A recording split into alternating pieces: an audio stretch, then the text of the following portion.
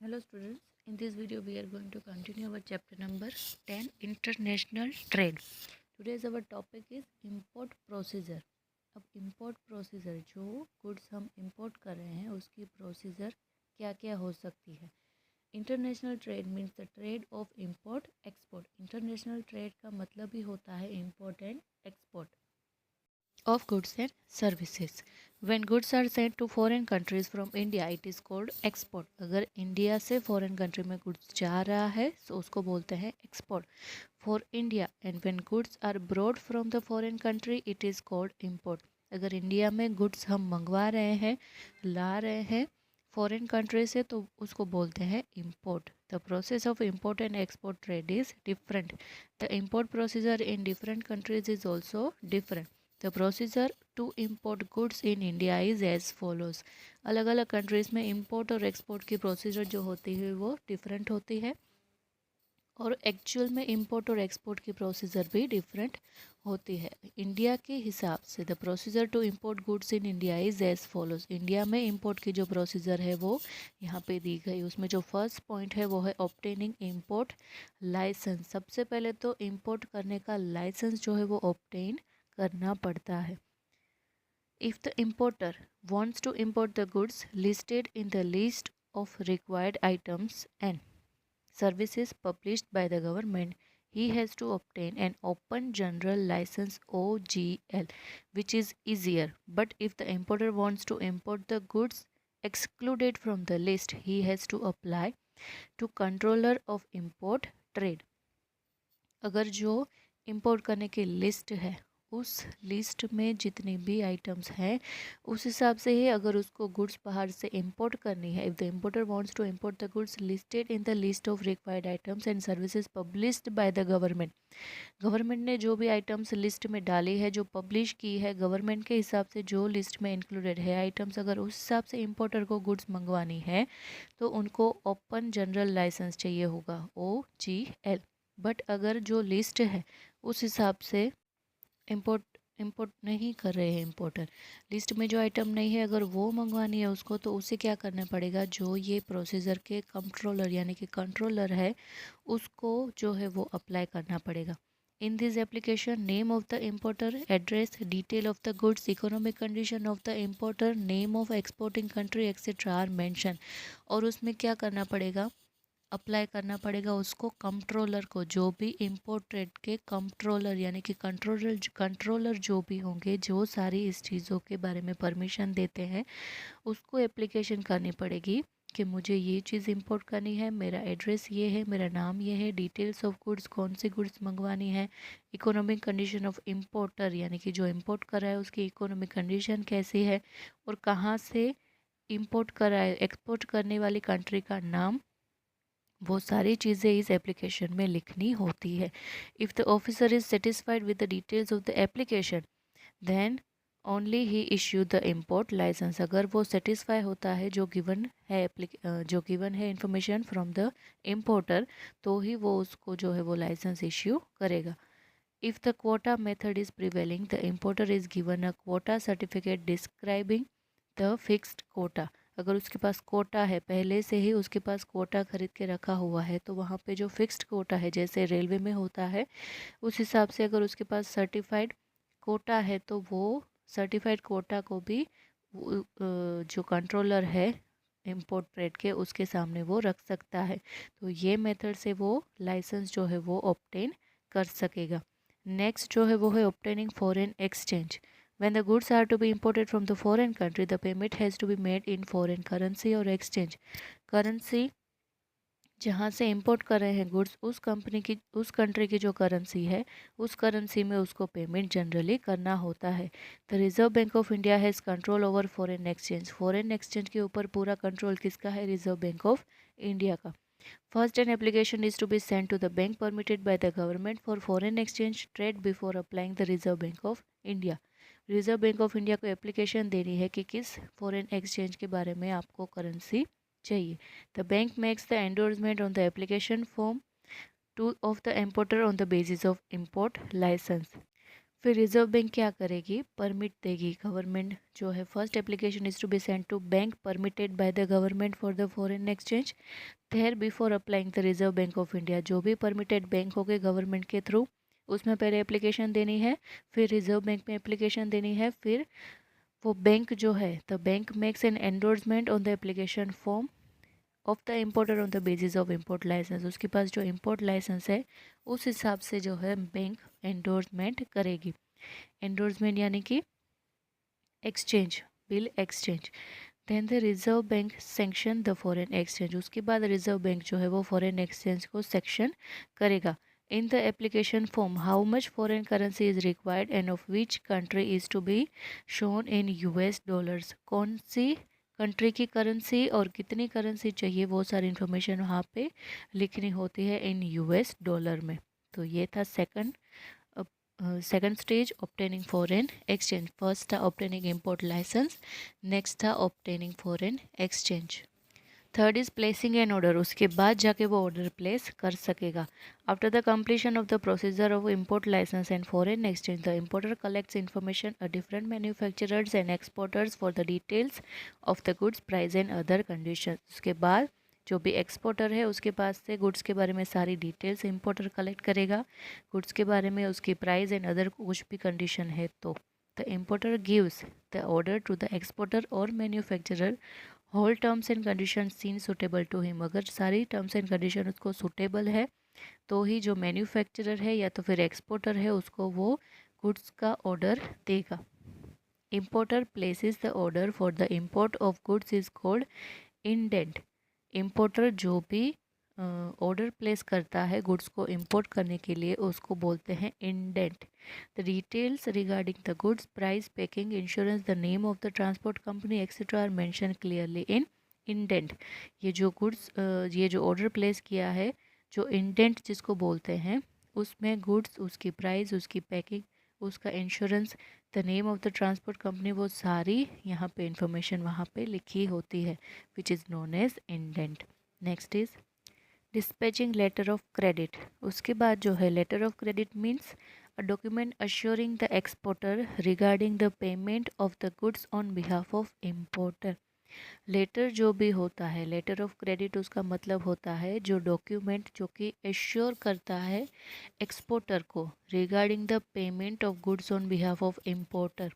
Importer के goods की payment के बारे में जो डॉक्यूमेंट होता है जिसका एश्योरेंस एक्सपोर्टर को मिलता है उसको बोलते हैं लेटर ऑफ क्रेडिट। यानी कि इम्पोर्टर जो है वो एक्सपोर्टर को एक्सचेंज यानी कि पेमेंट कर देगा, इसका एश्योरेंस का document which is known as letter of credit.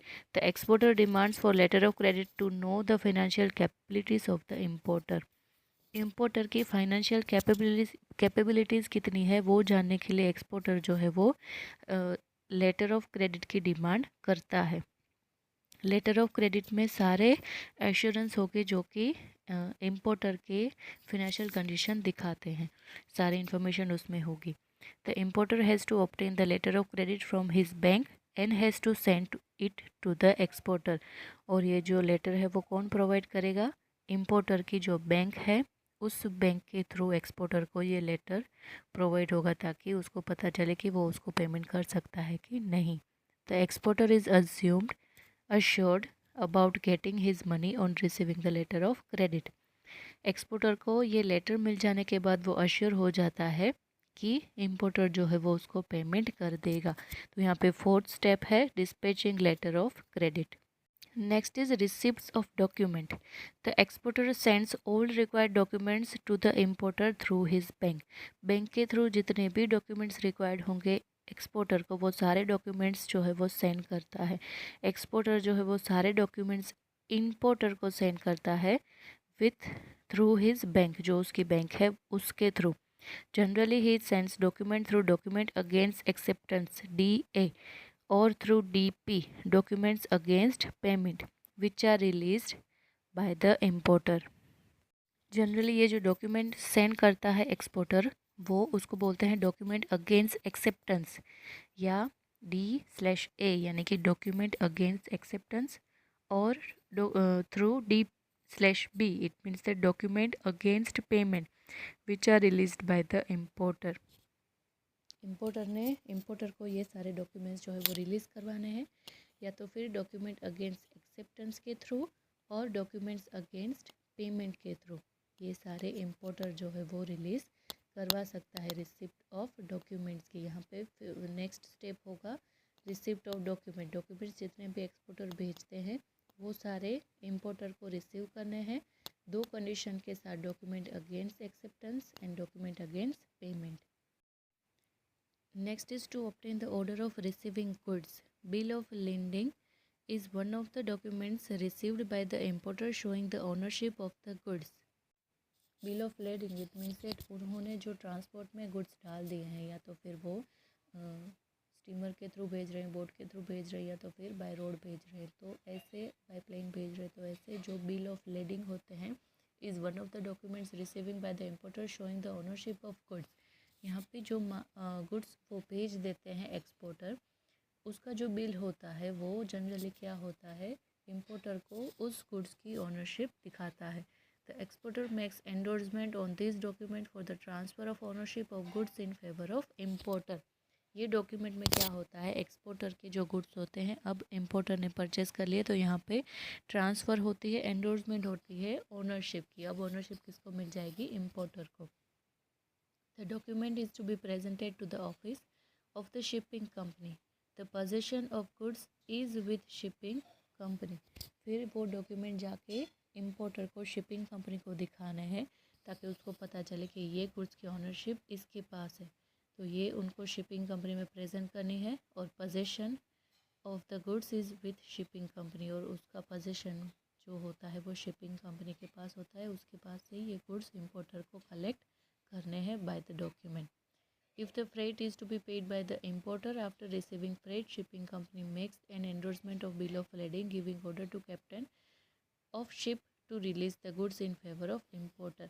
अगर उसके ऊपर फ्रेट कुछ भी पे करना होता है तो आफ्टर रिसीविंग द फ्रेट मिल जाने के बाद शिपिंग कंपनी जो है वो एंडोर्समेंट और बिल ऑफ लेडिंग का देने का ऑर्डर जो है वो शिप के कैप्टन को देता है, ताकि वो इम्पोर्टर के फेवर में गुड्स को रिलीज़ कर सके। तो ये था step 6 step to obtain order of receiving goods.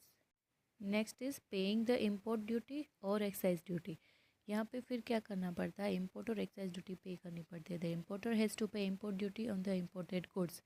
Import जो गुड्स की है उसके ऊपर उसको इम्पोर्ट ड्यूटी पे करनी होती है। The goods are not allowed to bring outside the port until the import duty is paid और exemption of duty certified is produced. उसके अलावा जो है वो जो उसका पोर्ट होता है उसके बाहर जाने की परमिशन नहीं मिलती without paying import duty. On the basis of consular invoice and certificate of origin of goods, it's if less excess duty is to be paid, a bill of entry form has to be prepared. अगर कुछ उसमें less हुआ है तो उसका certificate भी port में दिखाना होता है। अगर एग्जेम्पशन कुछ भी हुआ है ड्यूटी तो उसका सर्टिफिकेट भी दिखाना होता है, ताकि वो उसके बारे में श्योरिटी कर सके। In this form the complete information of the name of ship, name of the port of the foreign country from where the goods had to be loaded on the ship, name of the exporter and address, name and address of the importer and total details of the goods are mention. अगर ऐसा कुछ information है, अगर कम excise duty पे करनी है तो इसके लिए फॉर्म एक प्रिपेयर करना पड़ता है, जिसमें एक्सपोर्टर की सारी इन्फॉर्मेशन होती है कि कौन सी शिप में एक्सपोर्ट किया है, फिर name of the port of foreign country में कौन से पोर्ट से जो है वो एक्सपोर्ट किया है गुड्स, फिर उसके नाम, एक्सपोर्टर का नाम, उसका एड्रेस, फिर इम्पोर्टर की एड्रेस, वो सारी डिटेल्स और गुड्स के बारे में जो इन्फॉर्मेशन लिखनी होती है वो सारी उस फॉर्म में होती है। Excise is determine on the basis of the details of this form के ऊपर जो भी डिटेल्स होती है उसके ऊपर से एक्साइज ड्यूटी जो है वो डिटरमाइन होती है। When the decided duty is paid, the excise officer makes an endorsement on the bill of entry and hand over it to the importer. After the payment of excise duty, जो excise officer होता है वहाँ का, वो endorse कर देता है जो इम्पोर्टर के गुड्स होते हैं वो, और गुड्स जो है वो इम्पोर्टर को हैंड ओवर कर देगा और बिल जो है वो उसको एंडोर्स कर देगा in favour of the importer. The goods on which excise duty is not paid are kept on bonded warehouse, जिसके ऊपर अगर एक्साइज ड्यूटी पे नहीं करते तो वो वहाँ के बॉन्डेड वेयर हाउस में ही रहते हैं, उसको इम्पोर्टर को नहीं दिए जाते। So this is paying import duty and excise duty, 7th stage. Next stage है payment of dock charges. The importer has to pay the certain kind of charges for using the place where the vehicle arrive either by airway, roadway or seaway. Such charges are known as dock charges. जैसे हमारे यहाँ toll charges होते हैं, वैसे port पे अगर किसी भी रोड से या तो फिर ट्रांसपोर्टेशन से गुड्स आए हैं तो उसको वहाँ पे रुकने के लिए या तो फिर उसको अराइव करने के लिए जो भी यूज़ किया है ट्रांसपोर्टेशन, उसके ऊपर जो है वो चार्जेस पे करने होते हैं, which is known as dock charges. Importer को पे करने होते हैं डॉक चार्जेस। कहाँ पे उसका जो है व्हीकल आया है, एयरवे से आया है, रोडवे से आया है या सी वे से आया है, ये सारे चार्जेस उसको पे करने हैं। Dock charges include all expense related to the equipments of that place. जहाँ पे जिस प्लेस पे वो आया है उस प्लेस को यूज़ करने के लिए जो भी एक्सपेंस होते हैं वो सारे उसमें इंक्लूड होते हैं। Facilities available till the importer gets possession of the goods after boarding the goods from the vehicle. Receipt is issued after payment of dock charges is called dock receipt. यहाँ पे facility दी जाती है कि importer को जब तक possession नहीं मिल जाता गुड्स का, तब तक जो है गुड्स वहाँ पे जो व्हीकल होते हैं, व्हीकल से निकालने के बाद उसकी बोर्डिंग करने के बाद जब तक वो इम्पोर्टर पोजेशन नहीं ले लेते तब तक फैसिलिटी जो भी दी जाती है उसके भी चार्ज उसमें इंक्लूड होते हैं। A receipt is issued after the payment of dock charges. Dock charges के पेमेंट के बाद एक रिसिप्ट भी दी जाती है, उसको बोलते हैं dock receipt. This is the 8th point. 9th is getting possession of the goods. उसके बाद जाके जो है गुड्स की पोजेशन इम्पोर्टर को मिलती है। After completing all the formalities on the part of the importer gets the possession of the goods. The possession of the goods has to be moved out from the bonded warehouse within a certain time limit. If the goods are not moved but from the bonded warehouse within the certain time limit, then the rent and demurrage have to be paid using bonded warehouse for excess time. इसके बाद जो है वो position importer को मिल जाती है। सारी goods जो है इम्पोर्टर को फिर लेके जाने होते हैं, जो बॉन्डेड वेयर हाउस होते हैं जो भी पोर्ट के, उस वेयर हाउस में से पोजीशन गुड्स का मिल जाता है इम्पोर्टर को।